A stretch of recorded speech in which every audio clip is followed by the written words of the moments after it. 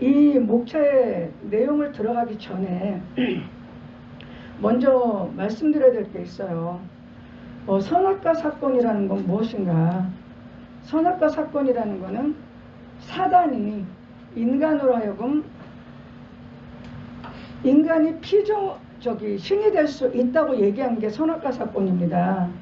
무슨 얘기하면 선악과라는 것은 신과 인간의 경계인데 그 신과 인간의 경계를 인간에게 따먹어라.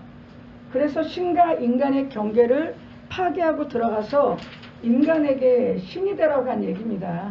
이 얘기는 다른 말로 하면 피조물이 창조주가 되라 라는 말과 똑같다는 얘기죠.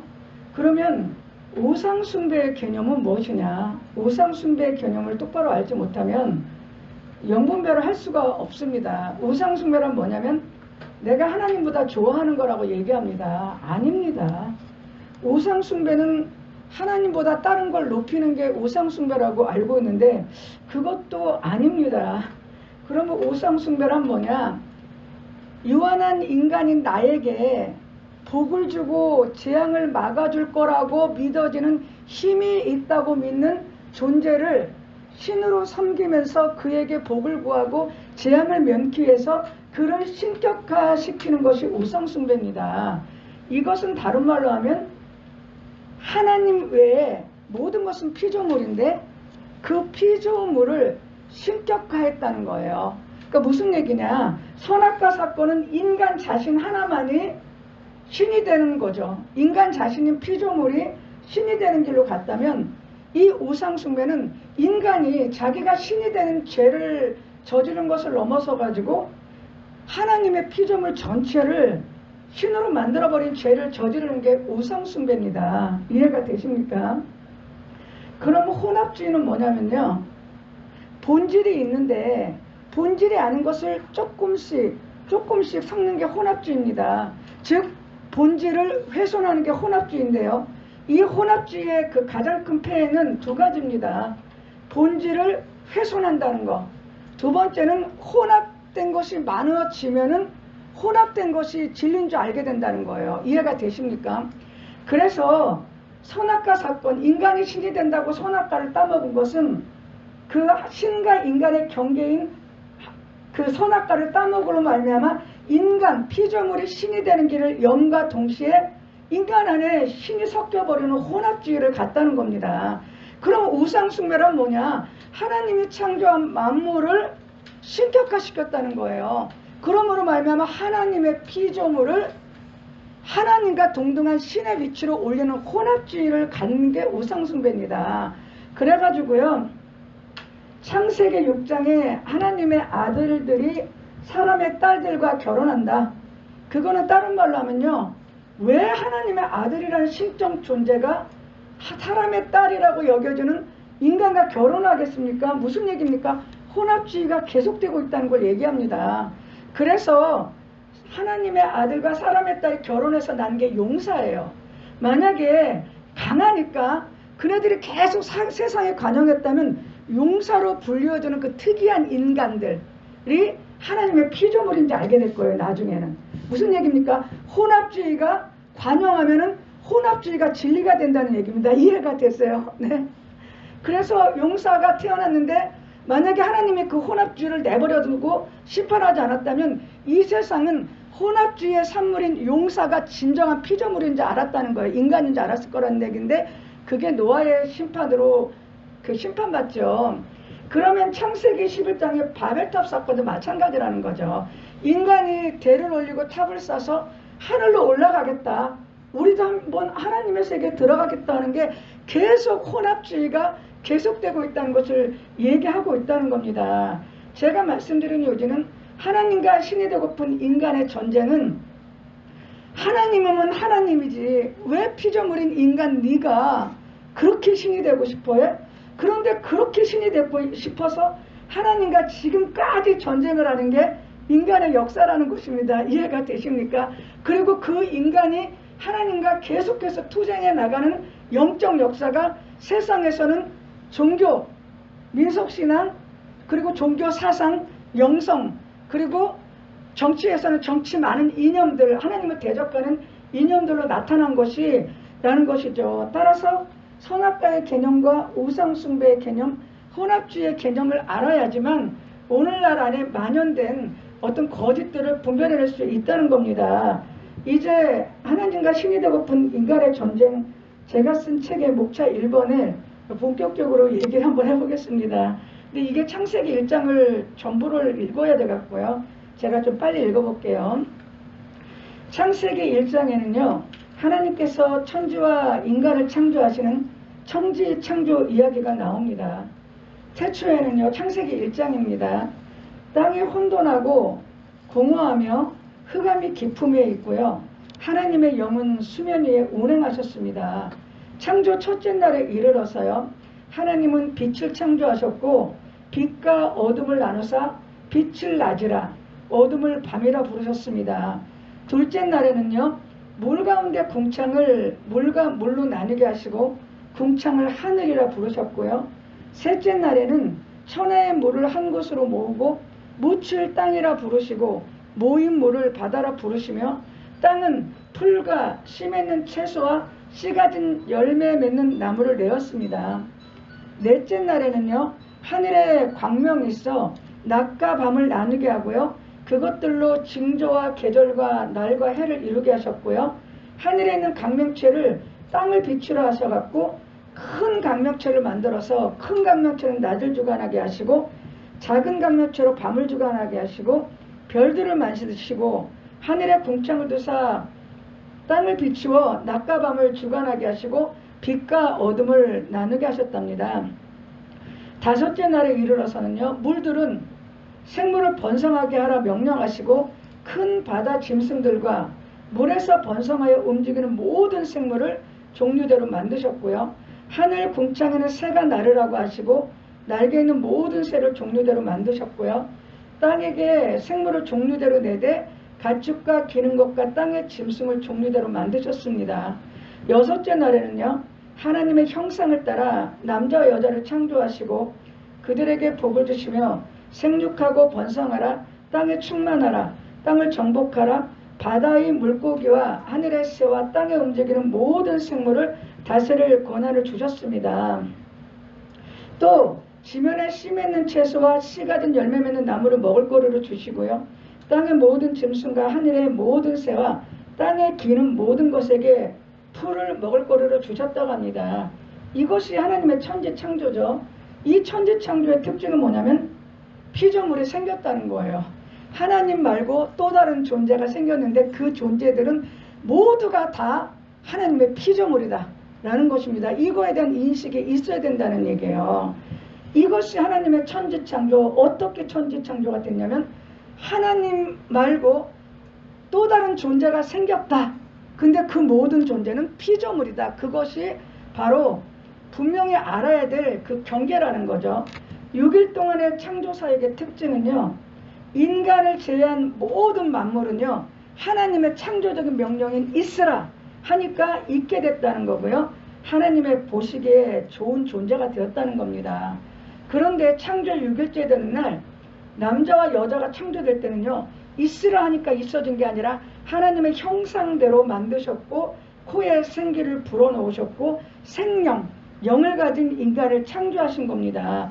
그리고 그 인간에게 만물에게 주셨던 복에 더하여 생육하고 번성하고 땅에 충만하라, 땅을 정복하라, 바다의 물고기와 하늘의 새와 땅에 움직이는 모든 생물을 다스리라고 명령했습니다. 하나님의 창조 사역의 핵심은요.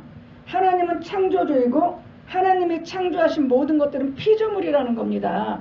그런데 다만 단지 너는 피조물, 나는 창조주만 만들어진 게 아니에요. 여기에 그 창조는요. 각각 피조물에는 그들이 살아야 될 삶의 영역이 있고 각자 살아야 될 영역에 경계가 그어져 있고 서로 질서와 원칙을 지키고 살아야 되고 너와 나는 다르다는 차이가 존재하는 그 원칙도 함께 창조가 되었다는 겁니다. 따라서 바다는 바다에 살아야 되지 땅을 넘어서는 안 된다는 거죠. 땅 역시 바다를 침범해서는 안 된다는 거죠. 왜? 침범하면 죽는다는 거예요. 그것이 세워졌다는 거예요. 원칙이. 새는 하늘에 날아야 되고요. 물고기는 물에서 살아야 됩니다. 물고기가 육지로 나오는 순간 죽는다는 거예요. 무슨 얘기예요? 삶의 영역이 정해졌다. 거기는 경계다. 경계를 벗어나면 죽는다. 경계를 지키면 산다라는 질서와 원칙과 너와 나는 다르다 라는 너와 나의 차이가 정해졌다는 겁니다. 동물은 동물의 영역에서 살아야 되고요. 식물은 식물의 영역에서 살아야 됩니다.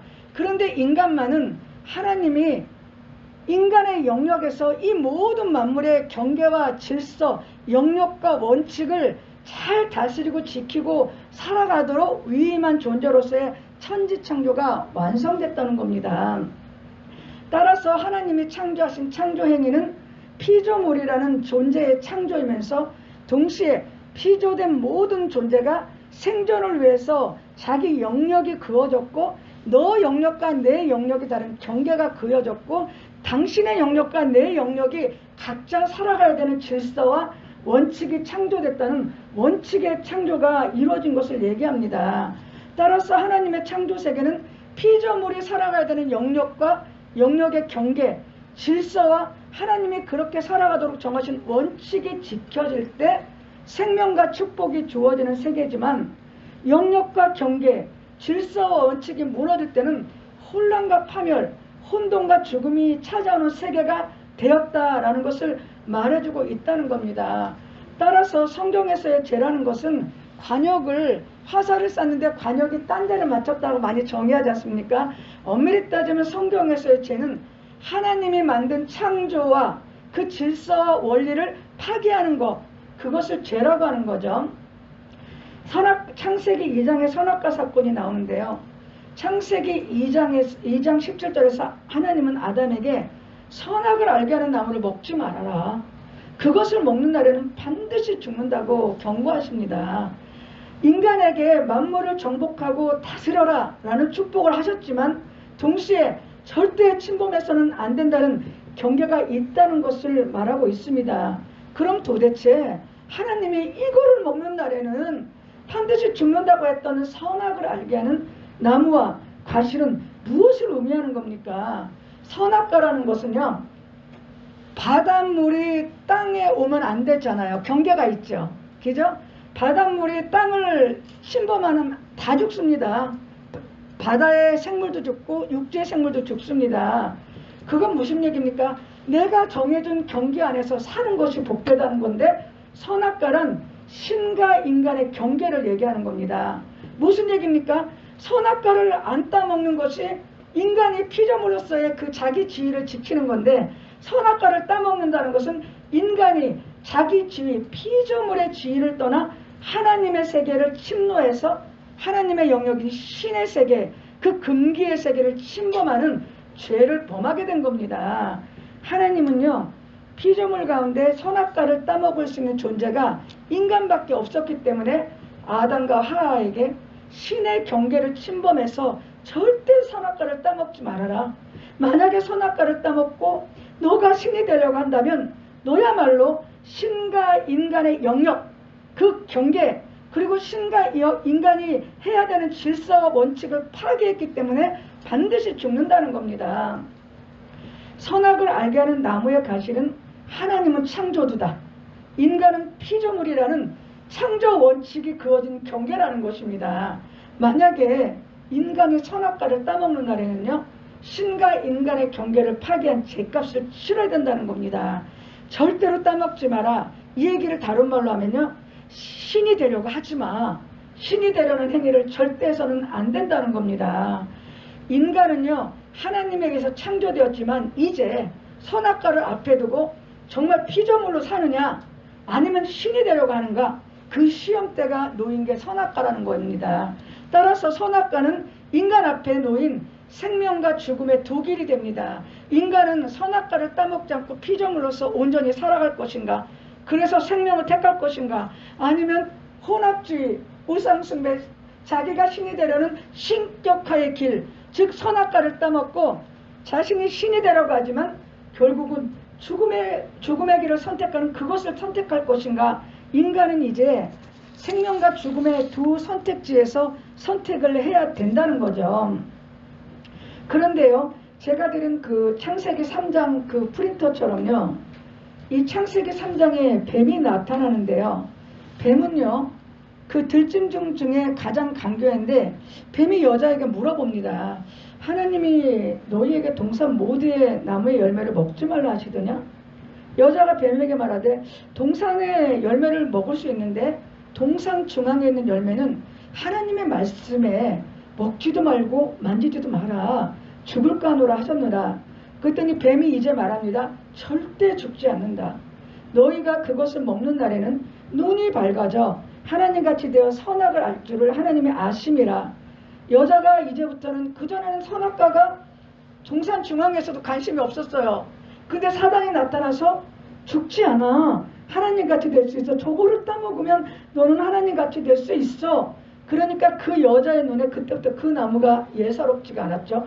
먹음직도 해보이고 보암직도 해보이고 지혜롭게 할 만큼 탐스럽기도 해서, 결국은 하와는 하나님의 뜻을 따르는 게 아니라 사단의 뜻을 따라서 그 열매를 따먹고 결국 인간이 신이 되는 길을, 죽음의 길을 선택하는 것이 창세기 2장과 3장의 사건입니다. 그 옛날 자기 지위를 떠나 하나님같이 데려갔던 사단은요, 뱀의 모습으로 나타나서 이 인간에게 금단의 열매인 선악과를 따먹으러 미혹합니다. 사단은 왜 인간에게 뱀의 모습으로 나타났을까?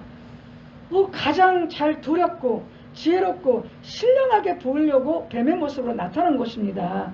사단은요, 인간이 두려워하면서도 믿을 수 있는 존재로 자기를 가장한 것이죠.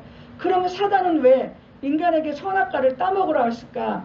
사단은요, 인간이요, 자기가 피조물로서 유한함에 불안해했고 하나님같이 되고 싶은 욕망이 있음을 알고 있었을 것입니다. 그래서 사단은 인간의 가장 약한 부분이자 가장 강렬한 부분인 욕망을 자극한 것입니다. 선악과를 따먹어도 죽지 않으며 오히려 눈이 밝아져 하나님같이 될 수 있으니 따먹으라고 미혹하는 것이죠. 사단은요, 아담과 하와에게 하나님의 명령, 이것 따먹으면 죽어, 그거에 필적할 만큼 죽지 않아, 살아, 살 것뿐 아니라 너는 신뢰같이 될 수 있어, 그렇게 힘있고 설득력 있는 대안을 제시함으로 말미암아 인간으로 하여금 하나님의 말보다 사단의 말에 귀 기울이게 하고 마침내 사단의 뜻을 따르게 하는 힘을 보여준 것이 선악과 사건입니다. 사실 따먹어 안 죽어, 하나님같이 될 거야, 하나님같이 될 거야 라는 사단의 속마음은 뭐였겠어요? 사단의 그렇게 아담 하와에게 말했던 사단의 속셈은 어떤 것일까요? 따먹고 죽어, 따먹고 죽어, 따먹고 죽으라고, 너만 죽으면 하나님의 피조세계와 하나님의 계획은 모든 게 다 틀어지니까 따먹고 죽으라는 말을 따먹어, 따먹으면 네가 신이 될 수 있다고 얘기한 겁니다. 무슨 얘기입니까? 하나님은 선악과를 따먹으면 반드시 죽을 거라 그랬죠. 사단은 따먹으면 안 죽는다, 하나님같이 될 거라고 얘기했지만 사단의 속마음은 뭐예요? 너는 이걸 따먹으면 죽어, 죽어야 돼, 죽어야 된다고. 둘 다 죽음의 길이라는 겁니다. 그런데 사람은 그게 죽음의 길인 걸 모르고 하나님의 경고를 무시하고 진짜 죽는 사단의 길을 따른 것이 선악과 사건이라는 겁니다. 사단이 아담과 하와에게 선악과를 따먹으라고 미혹한 것은요, 하나님의 창조 질서를 혼란스럽게 하고 파괴하는 것이 목적이었고요, 신이 되고픈 인간의 욕망을 자극하여 하나님의 피조물인 인간과 만물이 하나님같이 될 수 있다는 욕망으로 피조물의 지위를 떠나게 만들려는 것이었답니다. 따라서 하나님의 창조 질서와 피조물을 모두 파괴하고 사단이 만물과 인간의 주인이 되어 경배를 받으려고 했던 것이 사단의 목적이었다는 거죠. 사실 하나님같이 되고 싶다는 그것은요, 사단의 욕망이었어요. 그것을 이루지 못하니까 인간에게 들어갔고, 영이 인간에게 들어가면, 제가 뭐라 그랬어요? 영이 인간에게 들어가면 인간은 들어온 영의 행위대로 행동한다. 똑같이 사단의 목적과 욕망이 그때부터 인간의 목적과 욕망이 된 것이 선악과 사건이라는 것입니다. 어쨌든 사단이 속인 대로 아담과 하와는 선악과를 따먹게 됐죠. 하나님의 피조물이 하나님께 순종한 것이 아니라 사단에게 순종했기 때문에 첫사람이 신이 되려는 욕망으로 선악과를 따먹으로 말미암아 인간은 사단이 종이 되었고 반드시 죽는 존재가 되었습니다. 사단의 종이 되었다. 반드시 죽는 존재가 되었다. 이것이 제 실존이라는 겁니다. 인간은 이제 신이 되는 길을 택했다는 거죠. 아니 피조물인 인간이 왜 하나님같이 되려고 했을까? 그것은 하나님께 범죄한 거지만 동시에 인간이 신이 되려는 혼합주의를 선택한 겁니다.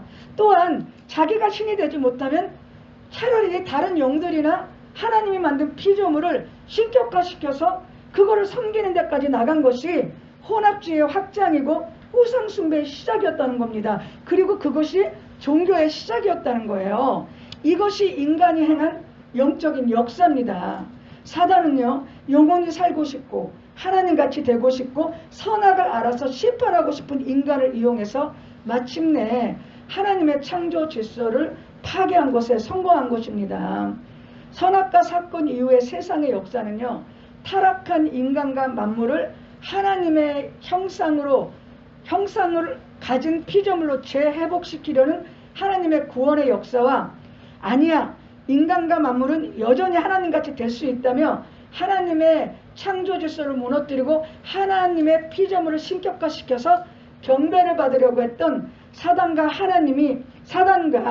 하나님같이 되려는 인간의 투쟁이 벌어질 영적 전쟁의 역사라고 할 수 있다는 거죠.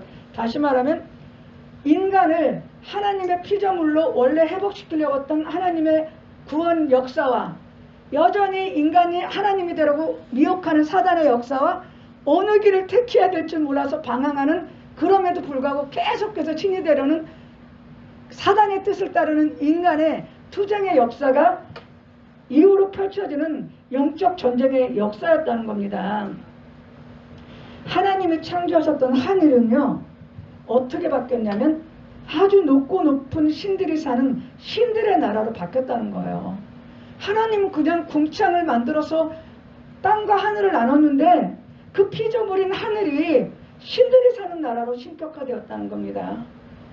강은요, 그냥 물고기가 살고 인간이 먹고 만물을 소생시키는 물이 흐르는 장소인데 심판의 신이 거처하는 장소로 신격화 됐다는 거죠. 우리도 여기 한강 가면요, 무당들이 가끔 거기서 막 빌어요. 그죠? 태양은요, 만물에게 생명을 주는 생명의 신으로 생명의 신이 되어버렸고요. 달은요, 절기와 계절, 연원과 사실을 이루는 존재로 신격화되었습니다. 별들은요, 하늘의 군대이며 하늘의 신이 되어 인간사를 다스리는 존재가 되었고요. 바다는요, 죽음의 신이 거하는 곳이 되었어요. 인간은요, 바다에 거하는 그 죽음의 신을 달래려고 제사를 드렸다는 겁니다. 그리고요, 우리나라도 그 용왕에게 제사 지내지 않습니까? 네. 그리고요, 산은요, 신들이 모여 사는 총회가 되었어요. 인간은 산의 신들에게 제사를 드렸습니다.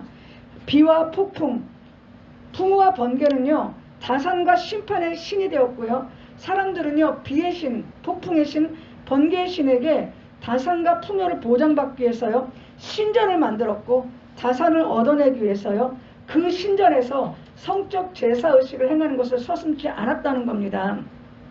또한 큰 위기와 재앙을 막기 위해서요, 그리고 기복을 얻기 위해서요, 불의 신, 심판의 신을 만들어서요, 자식을 불사르는 행위도 서슴지 않았고요, 죽은 영혼을 두렵고 초월적인 존재로 여겨서요, 산 자손들이 복을 얻고 재앙을 막기 위해서 자기의 죽은 조상을 신격화하였습니다.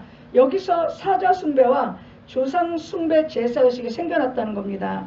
남자들은요, 남신이 되었고 여자들은 여신이 되었고요. 땅은 어머니 신이 되어서 대지와 만물의 모신이 되었고요. 개구리도 신이 되고 뱀도 신이 되고 황소도 신이 되고 호랑이, 이, 파리, 변소, 부엌, 거대한 나무, 기이한 암석, 억울하게 죽은 영웅적 인간도 모두 신이 됐다는 겁니다. 이게 무슨 얘기입니까? 하나님의 피조물 중에 힘이 깃들어 있다는 존재는 모두가 다 신격화가 됐다는 거예요. 선악과 사건은 선악과를 따먹으면 인간이 신이 되는 거였는데 이제는 그 인간들이 나와서 하는 짓이 모든 만물을 신으로 만들어 갔다는 거예요. 태양에게 빌고 달에게 빌고 산에게 빌고 암석에게 빌고 우물에게 빌고 변속간에도 빌고 저기 부엌에도 빌고 땅에도 빌고. 무슨 얘기입니까? 하나님의 모든 피조물들을 신격화시켰다는 것이 우상 숭배와 인간이 그동안 해왔던 영적 행위라는 겁니다. 하나님 앞에. 그런데요, 하나님이 하신 거는 뭐냐면 태양신을 향해서 태양신은 신이 아니야. 신격을 벗깁니다. 신격을 벗겨서 태양신이 아니라 피조물인 해일 뿐이야.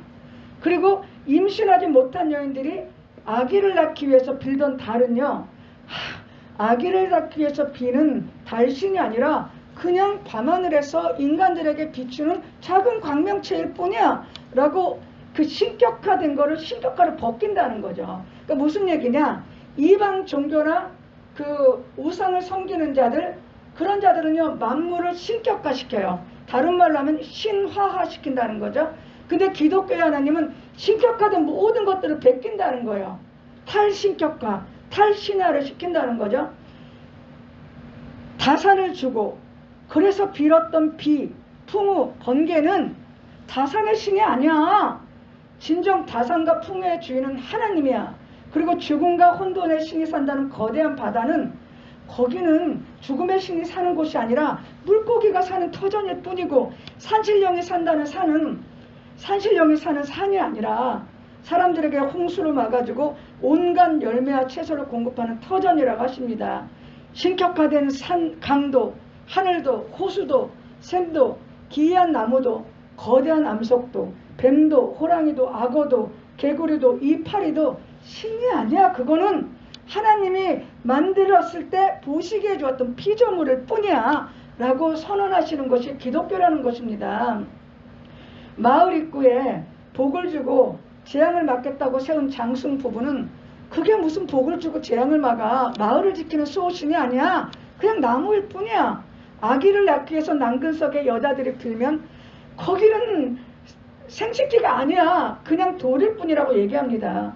죽은 조상과 영웅을 신으로 받들어 숭배하면 그들은 신이 아니라 다시 오지 못할 곳에서 영원히 안식하는 존재라고 얘기합니다. 심지어는요, 이스라엘 민족의 구원자이자 신정국가의 제장자이며 선지자였던 모세는요, 무덤조차 없게 했어요.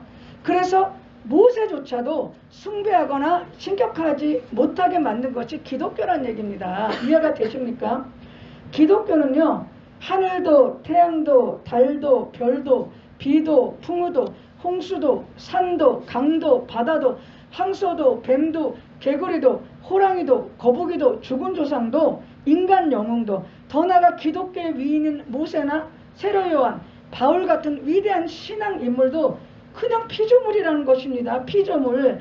하나님 외에 존재하는 모든 것은 그것이 어떤 것이든 간에 피조물이다. 그거를 알아야 된다는 거죠. 그래서 기독교 신자들은 우상숭배가 뭐냐, 하나님의 피조물을 신격화시킨 게 우상숭배입니다. 신격화시켜서 비는 게 우상숭배예요. 그걸 해서 그들의 신격을 벗기는 것, 내 안에 우상이 됐던 것들을 벗기고 피조물의 신격화를 벗기는 것이 기독교 신자가 해야 될 영적 본분이라는 겁니다. 기독교 신자의 참된 표준은요, 하나님은 창조주시다, 하나님이 유일하신 신이라고 인정하고 인간이나 만물이나 어떤 영적 존재도 신격화하지 않는다는 겁니다. 어떤 것들도 신격화된 것들의 신격을 벗기고 그들을 피조물로 돌려보내는 것이 기독교의 참된 표지라는 거죠.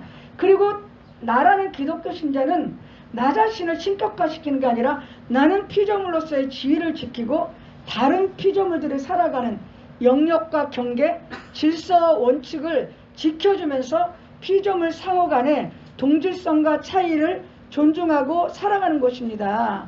그러나 하나님을 믿고 하나님을 유일신으로 인정한다 하면서도 왠지 내가 내 안에서 신적 힘을 소유하고 싶고 하나님을 가져오기 위해서 어떤 수단을 사용하고 또는 하나님이 만든 피조물 가운데 어떤 것을 신격하고 절대화해서 하나님처럼 여기면서 신앙생활을 하고 있다면 그는 겉의 모습은 기독교 신자지만 영적 실상은 그 옛날 창세기 3장에 선악과를 따먹었던 하와의 길을 쫓는 자라고 하지 않을 수 없다는 겁니다.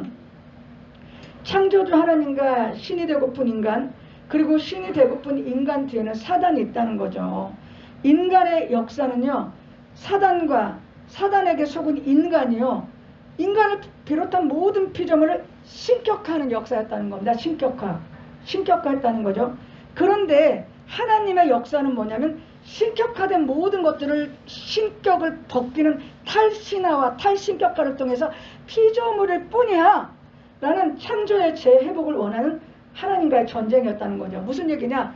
사단과 인간이 인간과 모든 만물을 신격화시켜서 신으로 만들어서 하나님과 동일한 존재로 만들어버리는 신화화의 작업을 했다는 거죠. 그거와 하나님은 아니야, 너희들은 피조물일 뿐이야, 너희들이 이게 장식된 신으로서 장식된 신격화된 모든 것들을 벗어야 돼 하는 탈신화와의 전쟁이었다는 거죠. 이해가 되십니까?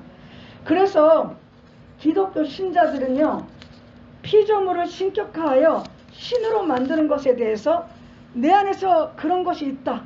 그럼 내 안에 신격화된 모든 것들을 제거하고 내 외부의 신앙생활을 하는 데 있어서 어떤 거든지 하나님 말고 피조물이 신격화된 것을 탈신화와 너는 피조물일 뿐이야 라고 하는 것에 대한 전쟁을 치르는 존재들이라는 겁니다. 기독교 신자는요, 인간이 신이 되려는 것과 신이 되지 못한 인간이 다른 피조물인 영적 존재나 또는 다른 피조물을 신격화해서 숭배하려는 모든 시도를 하지 말아야 되는 존재고요. 그리고 자기 피조물의 지위를 지키고 하나님이 창조하신 다른 피조물의 영역과 경계를 존중하고 창조 질서를, 하나님이 분정하신 창조 질서를 지키며 살아가는 존재라는 겁니다. 그것을 온전히 행하는 기독교 신자가 블러블러 또는 파이어, 귀신 나가서 영적 전쟁에서는 절대 못 이깁니다. 이렇게 하나님이 정하신 피조물로서의 지위를 온전히 지키고 살아가는 것이 영적 전쟁에서 승리하는 길이라는 겁니다. 따라서 기독교인의 신앙은 자기 안에 신화화되고 신격화된 모든 것을 벗겨내는 탈신화를 행하고 하나님에 의해 창조되었던 피조물 본연의 모습으로 회개하는 삶을 살아가는 것입니다. 피조물의 지위를 온전히 지키고 사는 사람들은요, 사단이 내민 선악과, 인간이 신이 되라고 하고 그것을 통해서 만물도 신으로 만들어버리는 사단이 내면서 선악과를 거절한 자고요. 사단이 내민 선악과를 거절했기 때문에 생명과 죽음의 두 길에서 생명을 택한 자가 된다는 겁니다. 피조물의 지위를 온전히 지키는 것, 그리고 다른 피조물의 삶의 경계와 원칙을 존중하고 함께 공존해서 살아가는 그 사람들이 영적 전쟁에서 승리한 자고 기독교인의 참된 표준을 갖는 자고 사단이 내민 선악과를 거절한 자들이며 생명과 죽음의 두 길 앞에서 생명을 택한 자들이라는 것이 창세기 3장의 교훈입니다. 인간과 하나님과 신이 되고픈 인간의 전쟁에서 우리는 승리해야 될 것입니다. 네, 여기서 말씀 마치겠습니다. 예.